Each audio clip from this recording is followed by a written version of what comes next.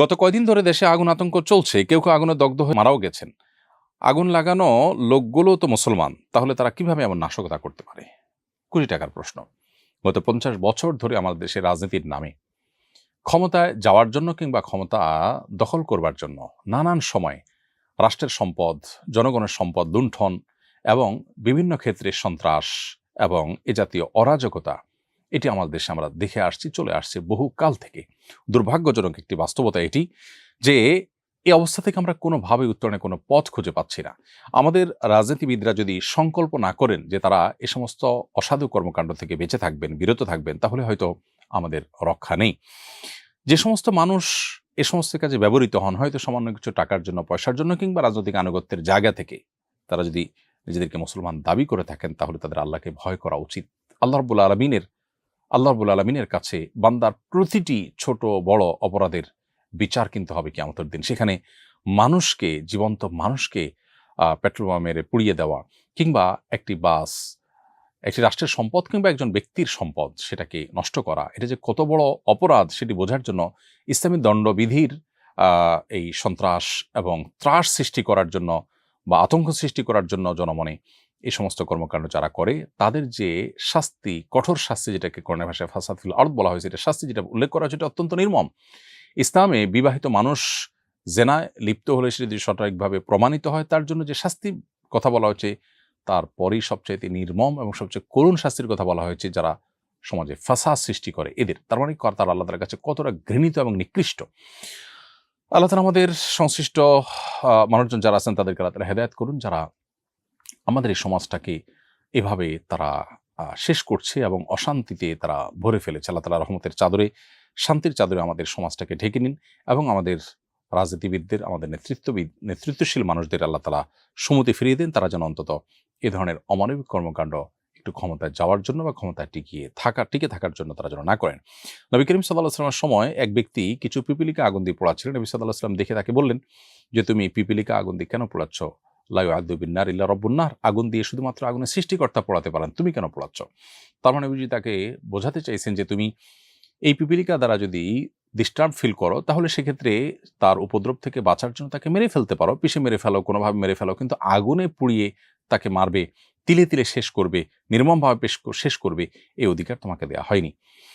যে এখানে একটি পিপীলিকাকে আগুনে পুড়ে মারতে নিষেধ করা হয়েছে, সেখানে মানুষকে আগুনে পুড়ে মারা বা এরকম চলন্ত বাসে আপনার পেট্রোল বোমা নিক্ষেপ করা, এটা কত বড় অপরাধ হতে পারে সেটা বলার অপেক্ষা রাখেন। এই ধরনের মানুষকে সর্বোচ্চ শাস্তির আওতায় আনা উচিত এবং যদি যারা মুসলিম নিজেদেরকে পরিচয় দিয়ে থাকেন, তাহলে কোন মুসলমান এটা করতে পারেন। আল্লাহ তাআলা বলেছেন, কোন ব্যক্তি যদি কোনো মানুষকে অন্যায়ভাবে হত্যা করে, ফাকান্নামা কাতালান নাসা জামিআ, তাহলে সে কেমন যেন গোটা বিশ্বের সমস্ত মানুষকে হত্যা করলো।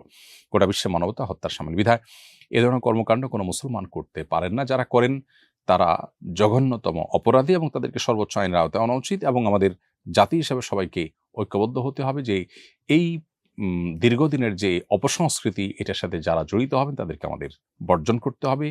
যখন যারা এটা করবে, তারা যেই হোক না কেন, যে দলের হোক না কেন, যে পরিচয় হোক না কেন, তাদেরকে ঘৃণা করা এবং তাদেরকে বয়কট করা, বর্জন করা, তাদের বিরুদ্ধে তীব্র প্রতিবাদ জানানো এবং সামাজিক প্রতিরোধ গড়ে তোলা, এটা আমাদের কর্তব্যের অংশ। আল্লাহ তাআলা আমাদের এই সমাজটাকে শান্তির চাদরে ঢেকে নিন এবং সকল অশান্তি থেকে আমাদেরকে আল্লাহ তাআলা রক্ষা করুন। বর্তমান সমাজে প্রাতিষ্ঠানিক কিংবা সামাজিক কোনো দাবি দাওয়া আদায়ের জন্য অনশন করার রীতি রয়েছে। আমার জানার বিষয়, কোনো সামাজিক কিংবা প্রাতিষ্ঠানিক অধিকার আদায়ের জন্য অনশনের নামে নিজেকে কষ্ট দেওয়া, ৪ দিন বা ৫ দিন না খেয়ে নিজেকে অসুস্থ করে ফেলার পরে শরীরের দৃষ্টিভঙ্গি কি? খুবই সুন্দর এবং প্রাসঙ্গিক, জীবন ঘনিষ্ঠ একটি প্রশ্ন, প্রিয় দর্শক। এই প্রশ্নের উত্তরে আমরা বলতে চাই যে কোনো মানুষ অভিমান করে কোনো দাবি আদায়ের জন্য একবেলা না খেয়ে থাকলেন অথবা তিনি এটা সেটা খেয়ে থাকলেন, তিনি অভিমান করলেন, রাগ করলেন, এটুকু তো গ্রহণযোগ্যতার লেভেলে থাকে। যদি কেউ আমরণ অনশন করেন, অর্থাৎ কোনো দাবি আদায় না হলে তিনি মরে যাবেন, তারপরেও তিনি খাবেন না, দাবি আদায় হওয়া পর্যন্ত না খেয়ে থাকবেন, এভাবে যদি সত্যিই কেউ আমরণ অনশন করেন এবং যেটার ফলে কয়েকদিন না খেয়ে তিনি অসুস্থ হয়ে যান, হসপিটালাইজড হন কিংবা মৃত্যুর মুখে পতিত হয়ে যান, তাহলে তিনি আল্লাহর কাছে অপরাধী হিসেবে বিবেচিত হবেন। যদি এভাবে কেউ আল্লাহ না করুন মারা যান, তাহলে তিনি আত্মহত্যাকারী হিসেবে বিবেচিত হবেন এবং কবিরা গুনাহে লিপ্ত এবং আত্মহত্যাকারী জাহান্নামে চিরস্থায়ী হবে। সে হাদিসও কিন্তু রয়েছে, এটা তার উপরে বর্তাবে।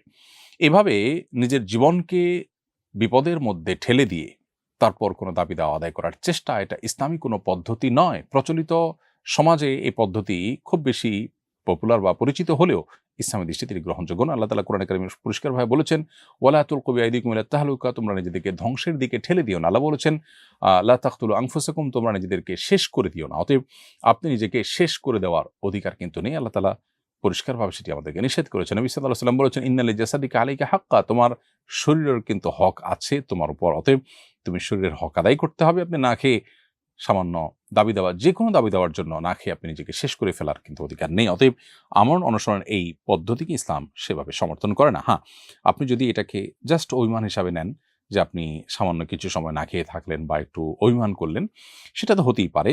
অভিমানটা অভিমানের পর্যায়ে যদি থাকে এবং সেটা যদি আপনার জীবন বিপন্ন করার মতো অথবা আপনাকে ক্ষতিগ্রস্ত করবার মতো, অসুস্থ করে ফেলার মতো পর্যায়ে নিয়ে না যায়, তাহলে সেক্ষেত্রে এটি অবশ্যই গ্রহণযোগ্য হতে পারে। আজকাল অবশ্য আমরণ অনশনের নামে আ যে অনশন হয়ে থাকে সেগুলো বেশিরভাগ ক্ষেত্রে নাটক হয়ে থাকে। আপনার লোকচক্ষুর আড়ালে পান করা, খাওয়ার কালচার প্রচলিত আছে। তো যেটাই হোক না কেন, আ সেটাও যদি হয় তাহলে সেক্ষেত্রে মানুষকে যে আপনি অনশনের কথা বলছেন সেটা এক ধরনের প্রতারণা। অতএব এই কালচারটা আসলে ইসলামের সাথে সঙ্গতিপূর্ণ নয়। আস-সুন্নাহ ফাউন্ডেশন, উম্মার স্বার্থে সুন্নাহর সাথে।